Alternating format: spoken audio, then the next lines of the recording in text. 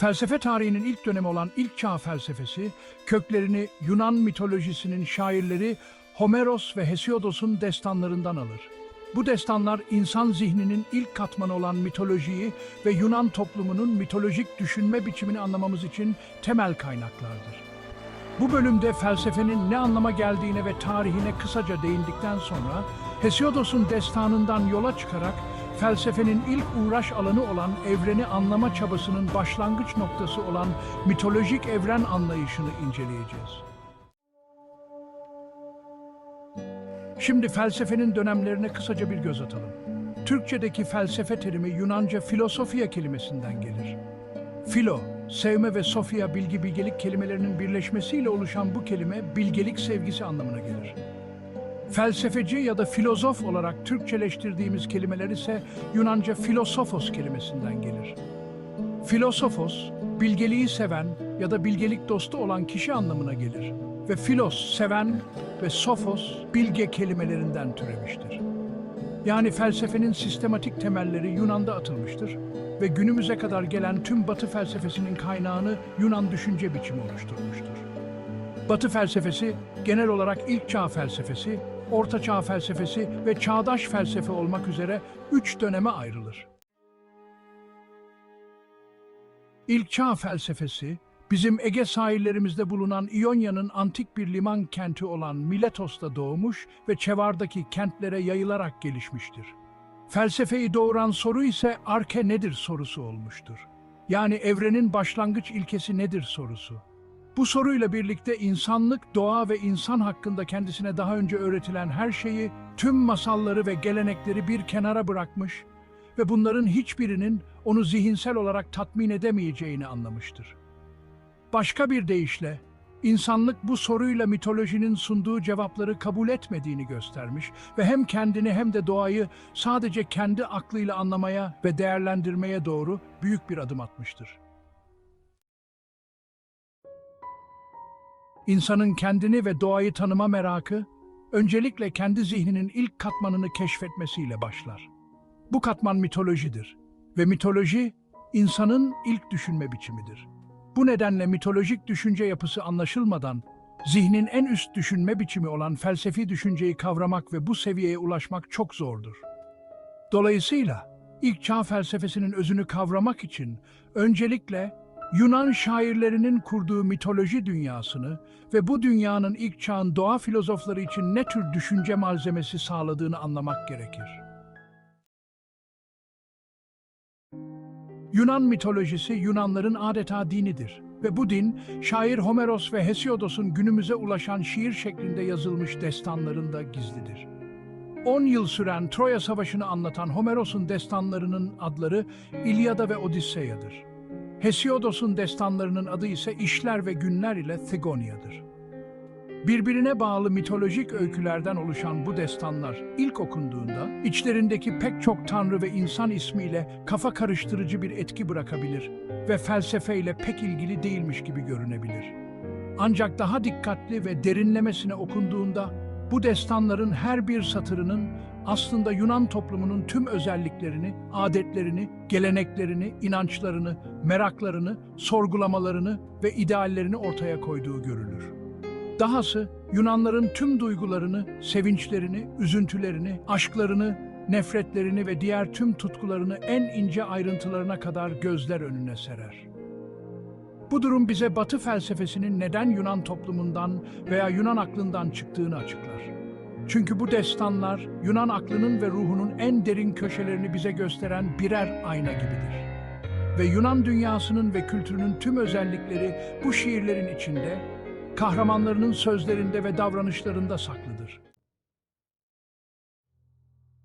Hesiodos'un Thegonia adlı destanında evrenin doğuşu kaos-kosmos karşıtlığıyla açıklanır.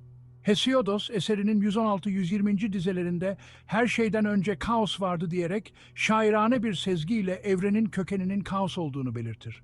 Ve Thales'in ve onunla başlayan Miletos okulunun arke nedir sorusuna mitolojik bir cevap verir. Kaos, Yunanca'da kasko fiilinden türemiştir. Anlamı esnemek, yarılmak, açılmak veya bir şeyi doğurmak üzere esneyip açılmaktır. Kaos kelimesi ise boşluk, açıklık, esneyen yarık, uçurum anlamlarına gelir ve tüm varlıkların boşluktan veya bilinmeyen büyük bir uçurumdan çıktığını ima eder. Kaosun karşıtı, en genel anlamıyla düzen olarak çevrilebilecek olan kosmostur. Bu terim düzenlemek, ayarlamak anlamına gelen kosmeo fiilinden türemiştir. Ancak Yunanlar için kosmosun ilk anlamı sadece düzen değildir. Çünkü kosmos dini bir yücelik anlamını da içerir. Dini yücelikte hayranlık uyandıran bir ahenk, uyum, biçimlilik, güzellik ve düzen vardır. Ve aynı zamanda karmaşık kaosa karşıt olarak anlaşılabilirlik ve açıklanabilirlik söz konusudur. Ayrıca kosmos Yunanca'da saygınlık, onur, hatta devlet düzeni ve son olarak da süsleme, bezeme anlamlarını da içerir. Daha sonraki dönemlerde bu terimin anlamı iyice genişlemiş ve bilinen ve yerleşik dünya, yani şu anda üzerinde yaşadığımız dünya olarak da kullanılmıştır. Biz kosmosa bu anlamda düzenlenmiş evren veya düzenli evren demeyi daha uygun buluyoruz. Yunan düşüncesinde kaos terimiyle ilk sıcak ilişkiyi kurduğumuz Hesiodos'un destanına baktığımızda kendimizi adeta bir tiyatro sahnesinde oynanan bir oyunu izlerken buluruz ve kaostan kosmosa, daha doğrusu esneyen o kocaman yarıktan düzenli evrene nasıl geçildiğini adım adım ve canlı bir şekilde görürüz. Bu kaostan kosmosa geçiş oyununun ilk aşamasında sahne bomboştur. Henüz hiçbir tanrı ve insan rol almamaktadır. Ne Yunanların Olimpos dini vardır ortalıkta, ne de kahramanları. Ne sosyal ve kültürel yaşamları, ne müthiş savaşları, ne de düşünsel öğretileri. Hesiodos'un evrenin oluşumunu anlattığı hikayesinde kaostan sonra gelen ikinci öğe Gaia, yani anadır.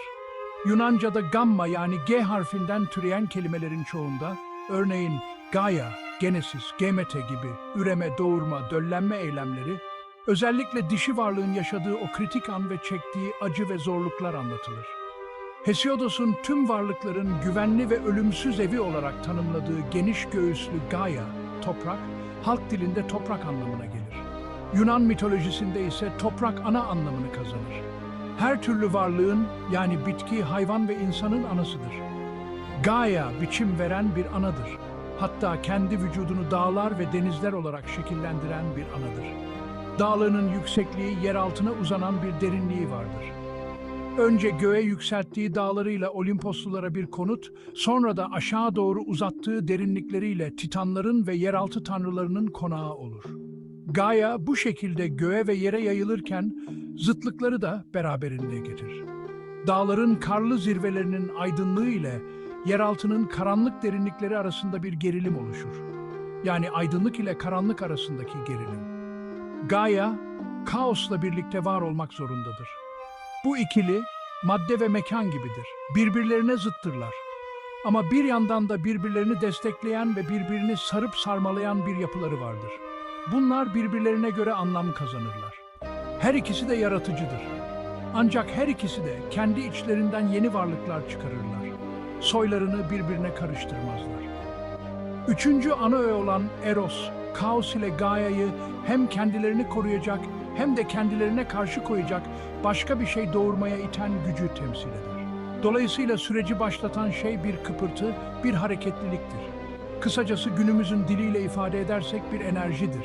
Öğeleri önce birleştiren, sonra da birleştirdiklerini yeniden elementlerine ayıran bir enerji. Yunanca sevgi, aşk anlamına gelen eros, Hesiodos'ta arzudur. İnsanların ve tanrıların üzerinde bir güçtür bu arzu, tüm canlıların bağlarını çözmeyi başaran, katı olanı eriten bir arzu. Bu şekilde düşünüldüğünde, Eros yaşamın ve kosmosun ilk ilkesidir. Eros'un ortaya çıkışı, kaosun ve Gaia'nın kendi içlerinden başka varlıklar çıkarmasıyla somutlaşır. Kaostan kosmosa geçiş oyununun en önemli sahnelerinden biri, Gaia'nın kendi içinden Uranos'u çıkarmasıdır. Uranos, yani yıldızlı gökyüzü, mitolojide Gaia'nın hem oğlu hem de eşidir. Gaia, Uranos'u kendisini kaplayacak, her yandan sarıp sarmalayacak şekilde doğurur. Her ikisi de birbirinin tamamlayıcısıdır ve birlikte zıtlığı oluştururlar. Mitolojide her hareket karşı hareketini de yaratır. Bu yüzden Uranos'u doğuran Gaia, bu kez onun karşıtı olan dalgalarla köpüren denizi, Pontos'u doğurur. Bazen duru ve sakin, bazen de fırtınalarla gemileri batıran o ürkütücü denizi.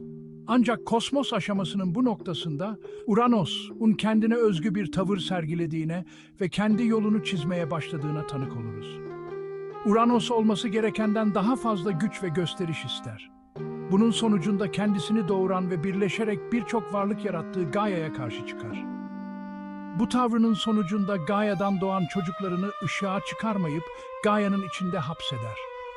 Bu karar ilk bireysel karardır ve ilk bireysel karar Toprak Ana'nın şiddetli tepkisiyle karşılaşır.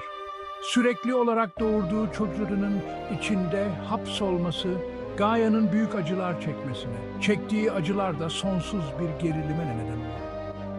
Uranos'un bu küstahlığına daha fazla dayanamayan Gaia, oğluyla bir olup babasını erkekliğinden etme kararı alır.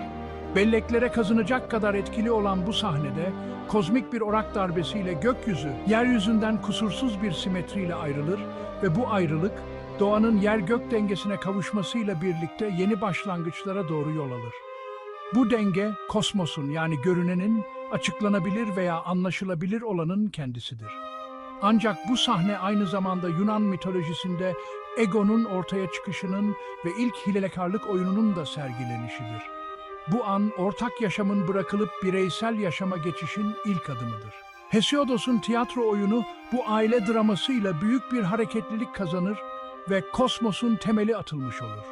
Sahne artık tek tek tanrıların doğumlarına, onların hikayelerine ve her şeyden önce Eros ve Eris'in yol açacağı tanrıların savaşlarına ve insanın aklını keşfetmesiyle birlikte yaşanacak başkaldırılara hazırdır. Görüldüğü gibi, evrenin ilk halinin mitolojik bir haritasını çıkarmaya çalışan Hesiodos'un bu metni, ilk çağ felsefesinin öncüleri olan İonya doğa filozoflarının doğaüstü güçleri, doğal yollarla açıklama girişimlerinin ve evrenin oluşumunu anlatan tablolarının temelini oluşturur. İnsan zihninin ilk katmanının doğayı ve her şeyden önce kendini anlamak için yarattığı bu metin, felsefeyi mitoloji olmadan anlamak isteyen ve mitlere küçümseyerek bakanlara bugün düşünülenin, geçmişte düşünülenle bir bütünlük içinde ele alınmadıkça, gelecekteki düşüncenin sağlam bir temele oturtulamayacağının bir kanıtıdır.